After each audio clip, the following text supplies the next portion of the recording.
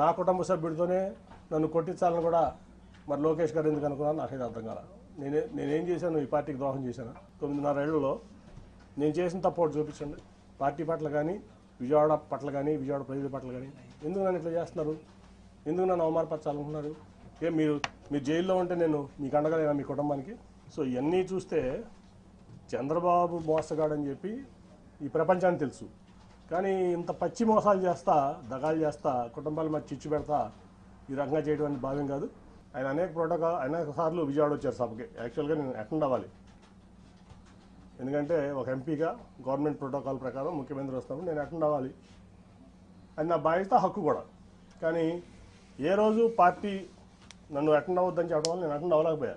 చంద్రబాబు నాయుడు అనే వ్యక్తి పచ్చి మోసగాడు, దాంట్లో డౌటే లేదు. ఈ రాష్ట్రానికి పనికిరాని వ్యక్తి అతను. సరే, జనం దేవుడు అనుకుంటారా, లేదా కులపరంగా అనుకుంటారా, మీడియా పరంగా అనుకుంటారా, లేదా మరి ఎందుకు అనుకుంటారా నాకు తెలియదు. కానీ ఈ జగన్మోహన్ రెడ్డి గారు అయితే పేదల పక్షపాతి, నిరుపేదల పక్షపాతి.